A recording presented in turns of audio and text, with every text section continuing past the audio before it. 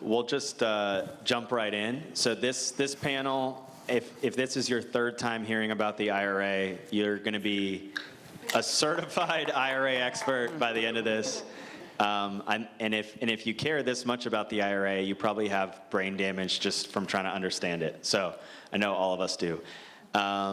Cool. So the focus really, I want to spend time on really from the market of the Florida market, how we unlock nonprofits, right? So traditional 501c3s, our municipal agencies, municipal utilities, and how this may be an opportunity for your businesses, and just kind of getting some of the details from Tony and these folks that work in the nonprofit sector.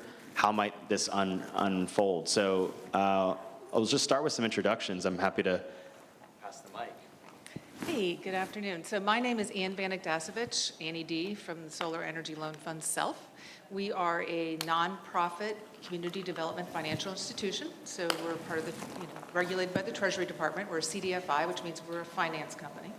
And we are also a green bank. So we're a little bit different. And we do LMI financing. That's it.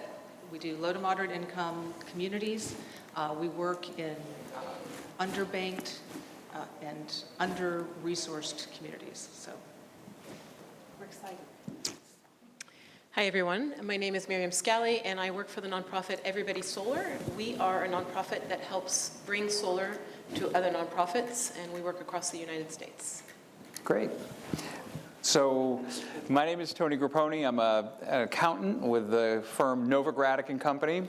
And our firm specializes in helping folks finance renewable energy projects, especially solar projects.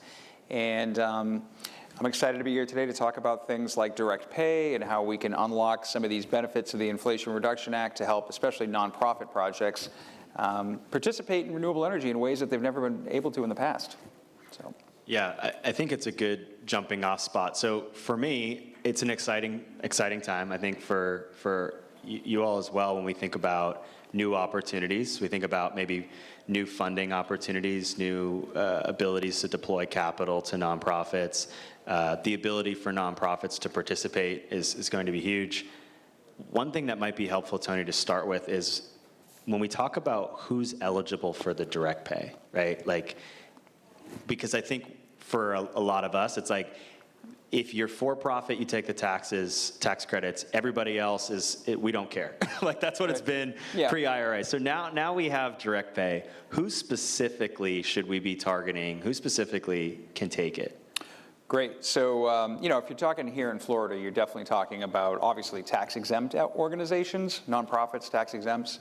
And then, tribal communities can also take, benefit from the direct pay as well. Outside of Florida, you've got some other sort of quasi-governmental types of organizations that can take advantage as well.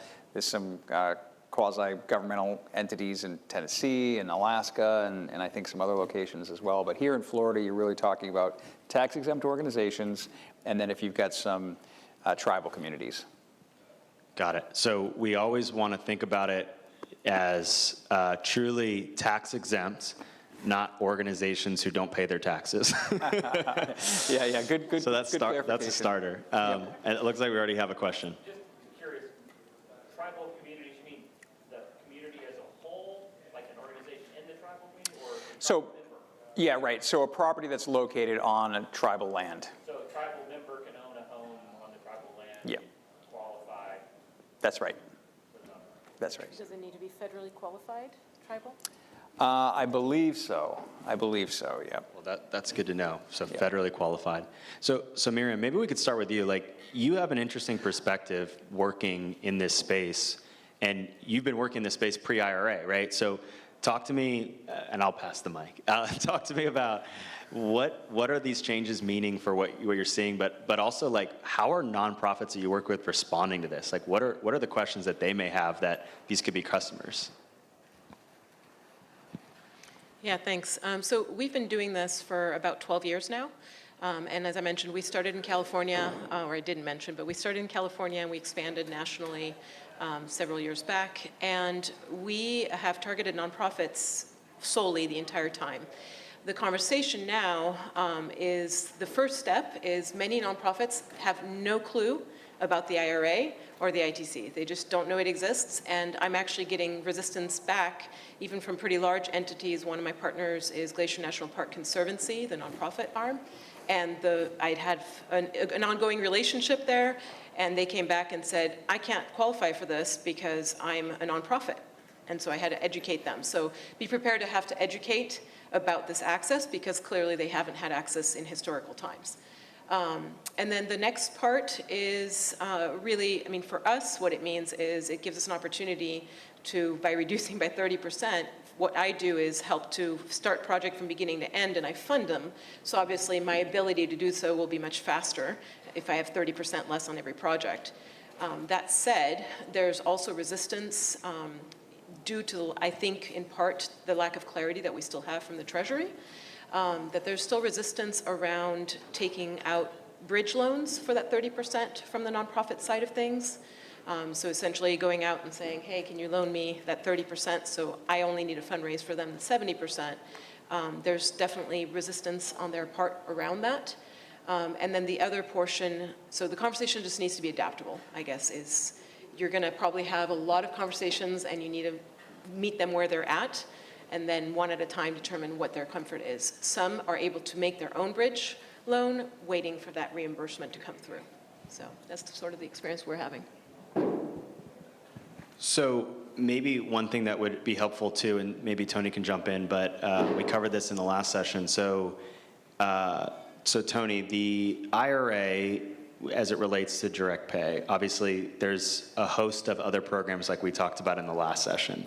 And so you have the ability to double dip, right? You can take advantage of multiple programs. So from a direct pay standpoint, what specifically in the IRA is directly eligible? Are there any things in the IRA that says, perhaps it's the adders or EV infrastructure? Is there anything that can't be taken as a direct pay that can be taken as an ITC? Well, okay, so for solar, right, obviously you calculate the tax credit the same way for direct pay as you would for the ITC, okay? And same with the adders, so domestic content, right, energy communities, low-income adders, it's all the same calculation. And then the only difference is just the manner in which you actually monetize the benefit, right? So for direct pay, if you're a nonprofit, you report that amount on, we believe the way the IRS is ultimately going to instruct people to claim the direct payment is you'd report the credit on your tax return, file your tax return, and 990. your 990, yeah, exactly. Some municipalities obviously don't file 990s, so the IRS would have to presumably create some new type of tax form there. But the idea is you'd basically report the credit on your return as a tax paid, okay? And then after filing your return, the government would send you a direct payment, okay? Got it. So, yeah, I think, to echo some of Miriam's comments, nonprofits have been shut out of traditional solar tax credit financing for a long time, unless they would implement some sort of complicated tax equity structure, which most nonprofits just weren't willing to do, or maybe the projects didn't justify going through those extra hoops. And so really nonprofits they just try to find grants, appeal to on the state and local level for grants, or maybe federal grants, that type of thing. But that's very inefficient, not that successful. So really, we're talking about a huge segment of the country that wasn't able to benefit from renewable energy.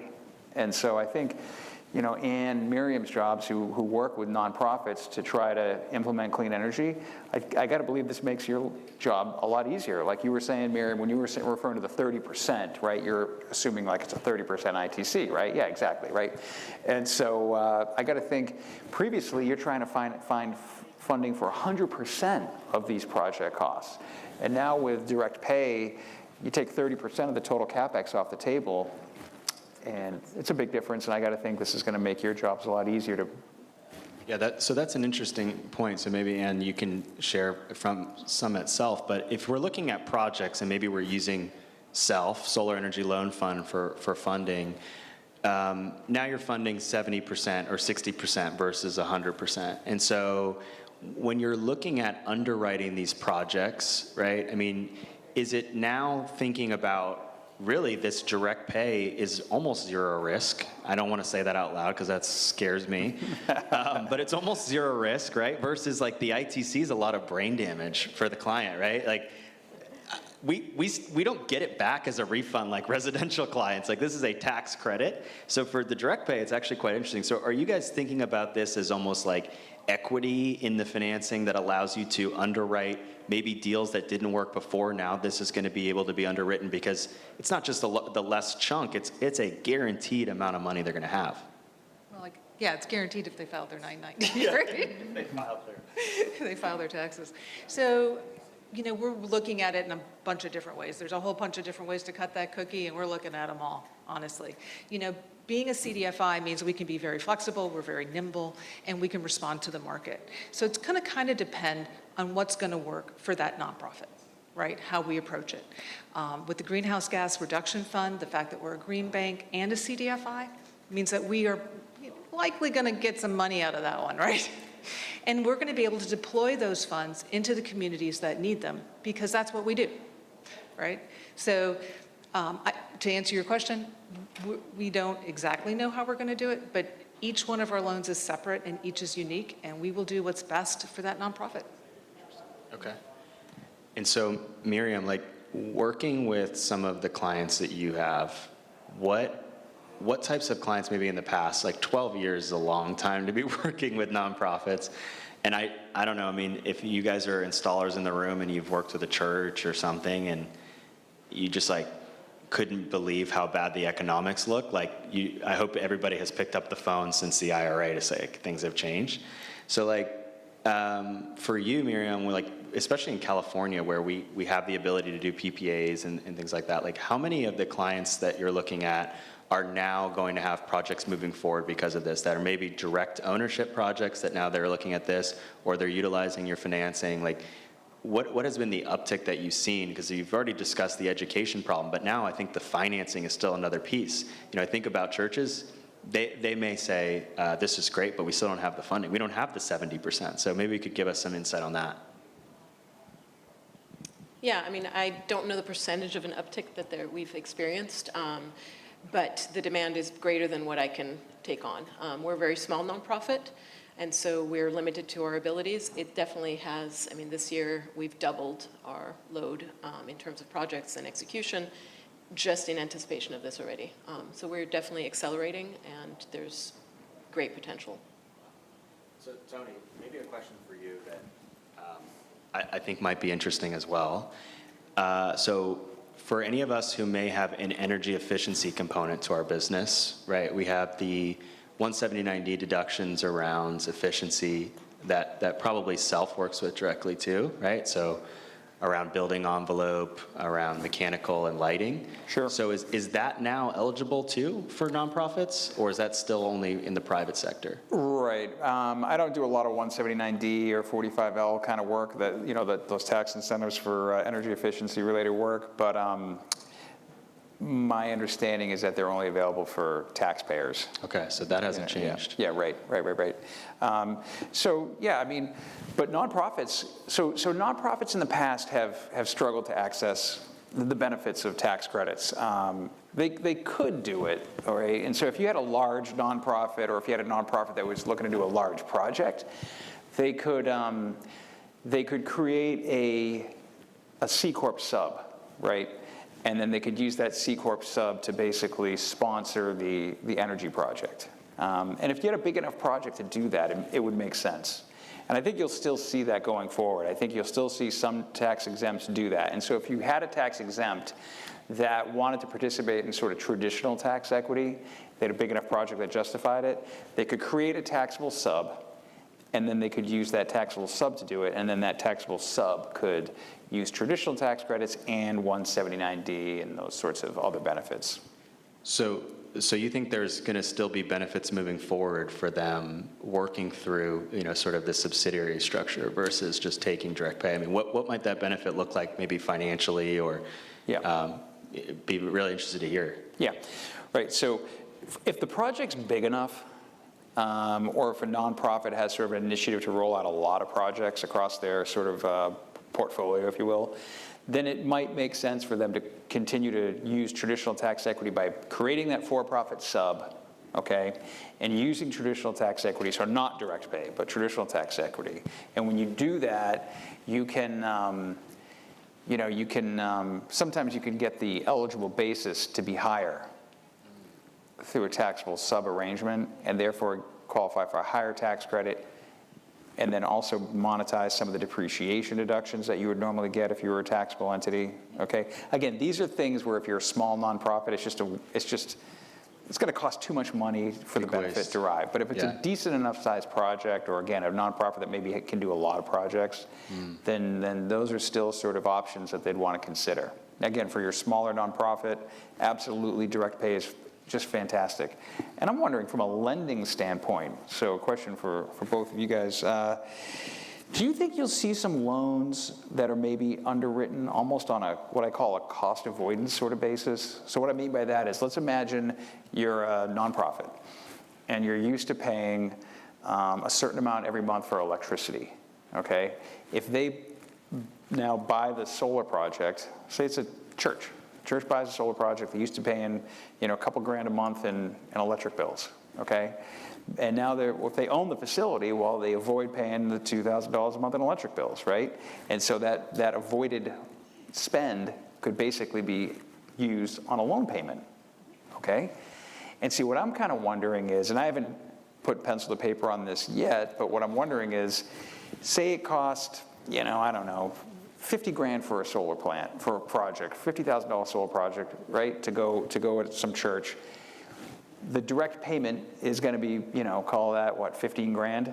And so now the net cost is, say, 35, Could that be a $35,000 loan directly to the church, where the church pays it back, makes $2,000 a month payments on the loan over a certain number of years until it's paid back? You follow me? And I wonder if that's, that might be there might be an opportunity there for lenders, to.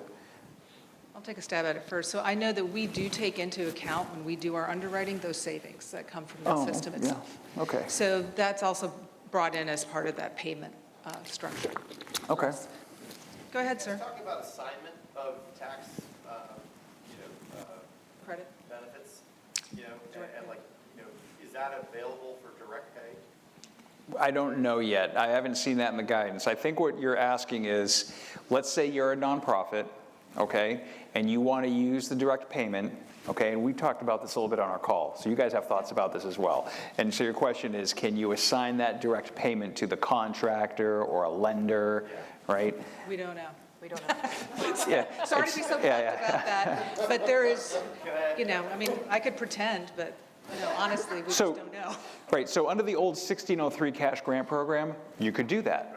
Right, you could do that. And I think, Miriam, you mentioned on our call that NYSERDA, right? You see that in New York with the NYSERDA grant. You can assign it. And so, hopefully when Treasury comes out with their guidance, maybe they'll mimic what they did under the 1603 program with respect to assignments. I have a question for Tony. Yeah. What about selling the credits? So nonprofits, so Ann asked, what about selling the credits? So nonprofits, tax exempts, can't sell the credits, okay? For-profits can. Yep. For-profits can. Okay, So because there really isn't a benefit for a nonprofit to sell their tax credits, because it's coming to them as the direct pay. Oh, Miriam's got some. So yes, that's true, but I have partners, and I can't remember the name of the third-party arm that is a for-profit, where they are purchasing the recs off of my nonprofits, who then are selling it to the corporations out in the world. So it is, yeah, absolutely. Right, you're talking about renewable energy certificates? Yeah. RECs, right. So not selling the ITC. Not selling the ITC, but selling the renewable energy certificates, right. Yep. I think if you're a nonprofit and you want to do direct pay, let's imagine that you have to wait to file your 990 in order to get your direct payment, okay? We hope the IRS comes out with guidance and a mechanism so that you can obtain your direct payment before filing your tax return. Because if you can't, If you have to wait until you file your 990, that's a very long, that could be an extremely long period of time. And as a result, you might be better off creating a for-profit sub and doing the tax credit transfer. Because with the tax credit transfer, you can sell the credit as soon as the facility is placed in service. You could enter into a financing arrangement with a counterparty before the facility is placed in service. So you could actually monetize the transferred tax credit before the project's actually placed in service. If you're a nonprofit and you have to wait until you have to file your 990, imagine you're a calendar year taxpayer and you're a nonprofit, and you place the facility in service on January 1st of 2023. You're not going to file your 990 until September or November or whatever of 2024. You're not going to get your direct payment until 6 weeks after you file your return. You're talking a potential 18-month lag time between when you place the facility in service and when you get your direct payment. So that's an interesting point that maybe we should be thinking about as an industry as we advise nonprofits is there's some timing pieces here, right? Like there are certain quarters of the year that you should be aiming for projects to be complete by, sort of creating some artificial deadlines that may be important. So what would that look? I mean, should we say, hey, guidance is 18 months, expect 18 months, or is there crucial timing periods based on that 990 filing that we should be advising on? Yeah, so, look, all SIA did this, we did this, all the big advocacy groups wrote to the IRS and said, with respect to direct payment, you really need to come out with some sort of filing that can be done once the facility's placed in service so you can get your direct payment. If you have to wait 18 months in many cases to get your direct payment, this is really not going to be a very effective financing tool. Okay. You got something, Ben? Yeah, kind of two parts. One on this piece, and it sounds like you're willing to look into it, but you potentially mimic the residential lending partners that operate now that have an 18-month grace period where you have a low payment during that time. It sounds like that'd be something you'd be willing to look at, and mimic that same structure. Get the nod of the head, so that's good. I'm not the decision maker on that one, but yeah, I mean, we're definitely going to look at what's best for our partners, right? Because that's what we do. We don't want to make it hard for them. We want them to get that solar. We want to deploy solar, and we want to deploy it in LMI communities. And we're going to do what we need to do, basically. You might be able to do the bridge loan for you. Oh. Miriam's like, I'm stepping up. No, but just a clarification, for everybody's solar purposes, we're not actually doing loans. We are gifting the solar installation 100% for free to the nonprofit, and they are the sole owners from day one. The second question I just had was you say nonprofit, does that include government, schools, things like that as well? Yes. So all tax exempt entities, and then I think there's also a carve out for TVA as well, right? Correct. Okay, yeah. So maybe Tony, like on the kind of last piece that I'm thinking about, because you've hit on a lot about how this C Corp subsidiary structure might be interesting in a bigger scale, but maybe something that could be interesting is for contractors that are working here and have a close relationship with a church or something like that, and maybe there's some co-ownership structure. Is there any guidance around, hey, this business that's maybe for-profit and this nonprofit enter into an agreement together? Is it, hey, I own 50% of this JV or whatever, and I'm going to get 50% tax credit, and you get 50% direct pay, and the flowers are really pretty, and we just go on about our life? I mean, how simple is it going to be mixing this pot of ITC and direct pay in more complicated structures? Right. So it's you either qualify for direct pay or the ITC, okay? And so if you've got a JV type of situation or a partnership type of arrangement where you've got one owner that's a tax exempt and another one that's a for-profit, that would be a problem. What happens in that situation is you're really in ITC, not direct payment land. But when you're in, when you've got a for-profit partnership that is owned in part by a tax-exempt organization, then you have to reduce your eligible tax credit basis by whatever percentage is owned by the tax-exempt. And so say it's a 50-50 partnership, right? Half owned by a tax-exempt and it costs you $50,000 to build the plant, 25 grand would be your eligible basis at that point. So That's great guidance, yeah. that's a stinger, yeah. So if you're tax exempt and you want to partner up with a for-profit, at that point, the tax exempt is probably better off creating that taxable subsidiary corp. Again, you probably don't want to do that for your small deals.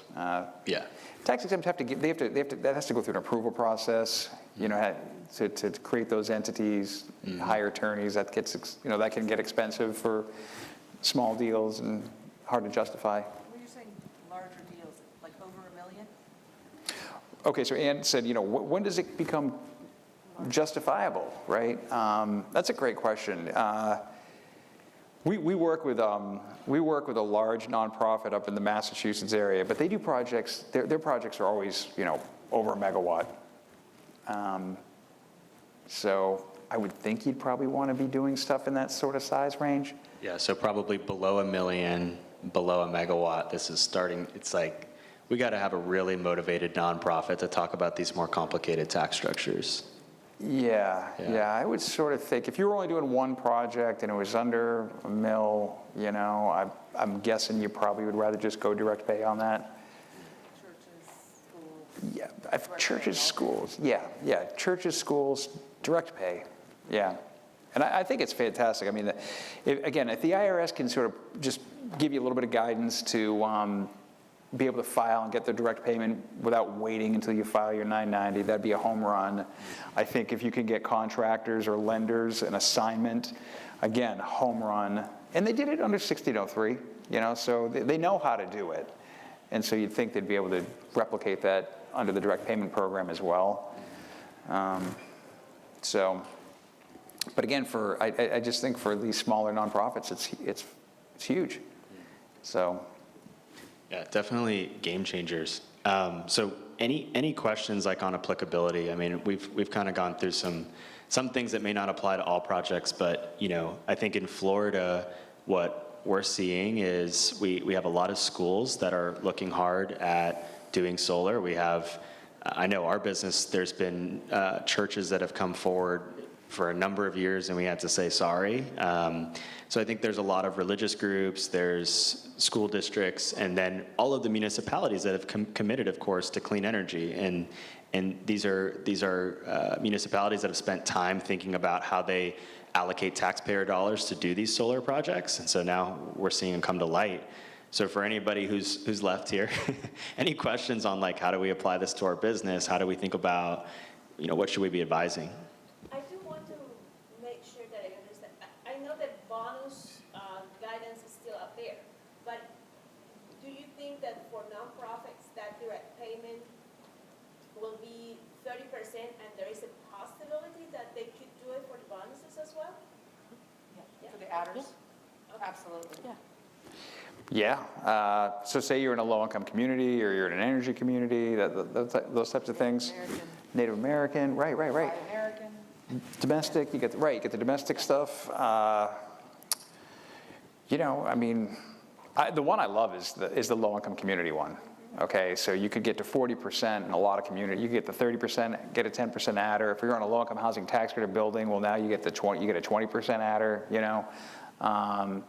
And so, but anyway, say you get a 40%, right? Because you're in a low-income community and get direct pay. You could probably self-fund that. You get a loan because look, these solar projects, a lot of times they can support a loan equal to. Yeah, and right, and it's but the loan you can sometimes get a loan for 60-ish% of total capex on a solar facility. Meaning you only need 40%. So if you get a solar project in a low-income community that qualifies for 40% ITC, and you're down to 60% of the cost needs to get paid for, I could easily see how you could get a loan to just pay on a cost avoidance basis, get you the rest of the way there. Sometimes if the project's developed efficiently and constructed efficiently enough, depending on the area, sometimes you can get to a loan sort of in that 70% range. So I could definitely see a scenario where you get nonprofits that are getting a 30 to 40% direct payment and then getting a loan for the balance. And just through cost avoidance, just through avoiding the electric bill, paying off the loan. I think Steve had something back there. Earlier on the LMI, that being like the third party, obviously we don't have that here. Are we talking like a municipal, what's the fund in a rougher part of town, a low moderate income? Yeah. Yeah, church in a low-income community, Okay. something like that. Saying like a non-profit. Yeah, something like that. School in a low-income community, church, school, right? Fire department, you name it. Ben, you got something? Yeah, will the tax structure of the low-income housing tax credit type projects screw with the direct pay? Probably, because I said low-income housing tax credit, and so maybe let me qualify that. Okay, I could see how. So Ben's referring to the low-income housing tax credit program, and those aren't tax exempts. They use partnerships to monetize, to get the low-income housing credit, right? And so, but let me just qualify that, okay? So instead of saying low-income housing tax credit partnership, maybe a housing authority.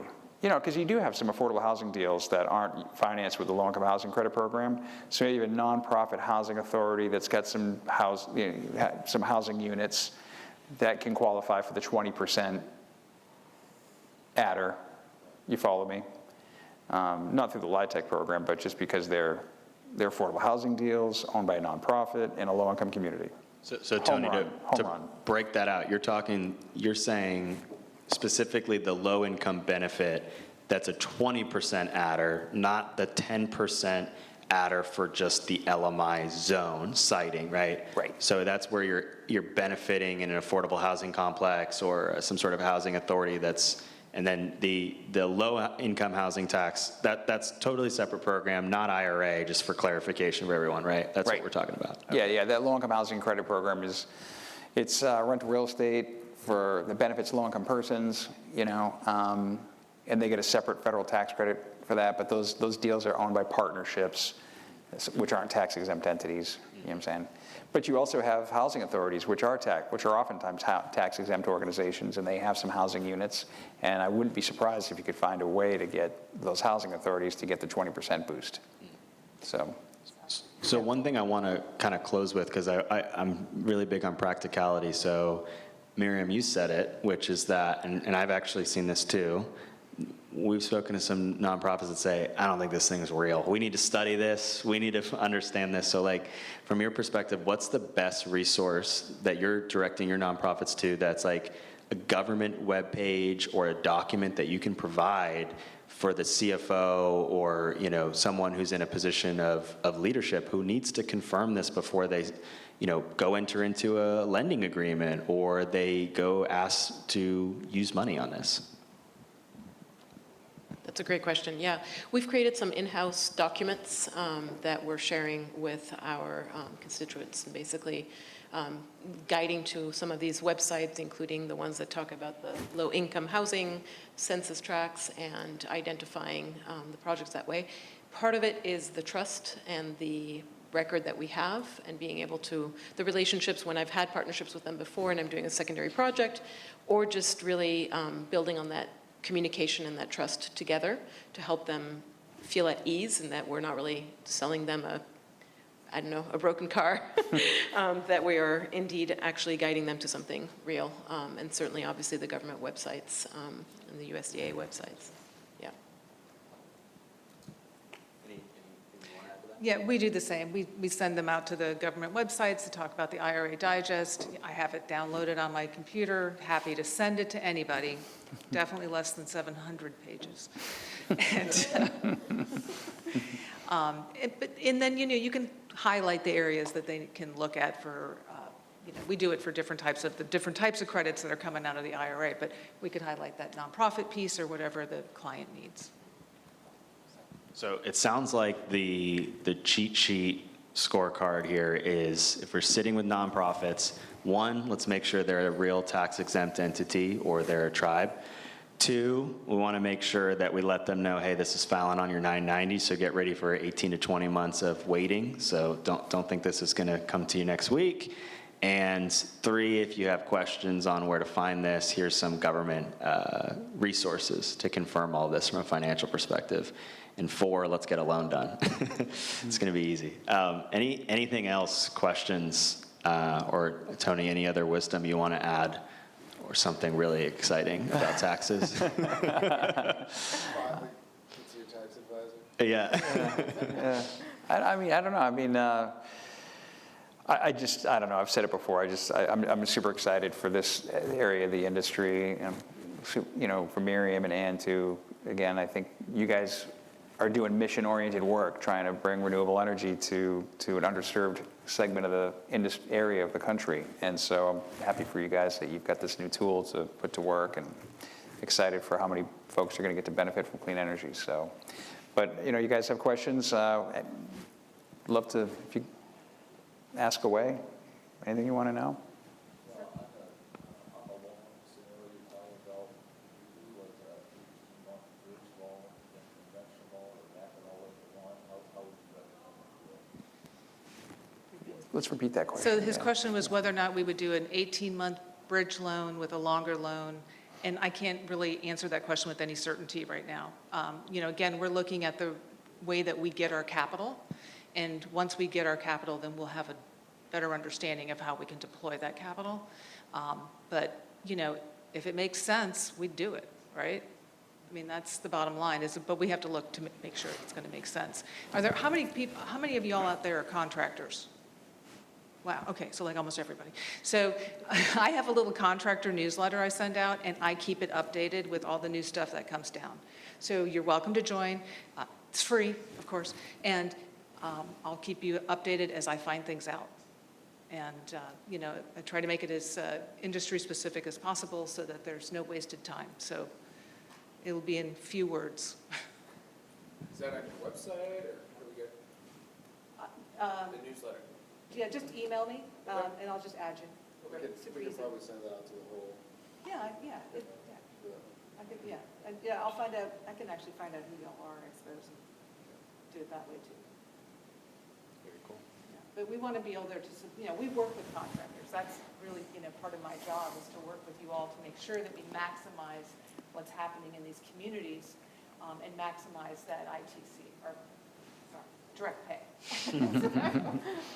So, you know, we want to work closely with you and get you as much information as possible as we know it, and help you. And there are entities out there that are looking at it. I've worked with a foundation that's trying to provide bridge loans for the nonprofits instead of providing just grants.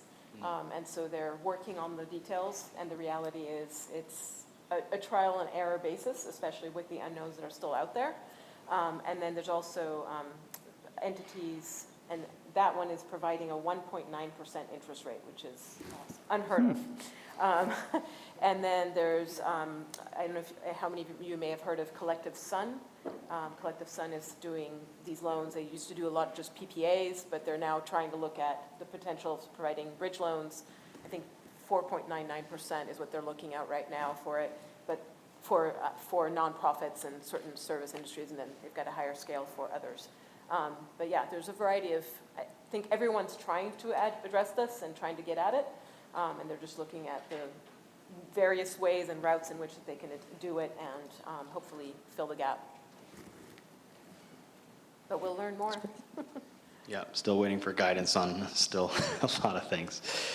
Cool. Well, if anybody has any other questions, I think we're just about at time. Ben, anything you want to jump up here and say before we close out? no, they're good, everybody's heard from me enough, right? Yeah, everybody's heard from me enough. Thank you guys. All right, thank you guys.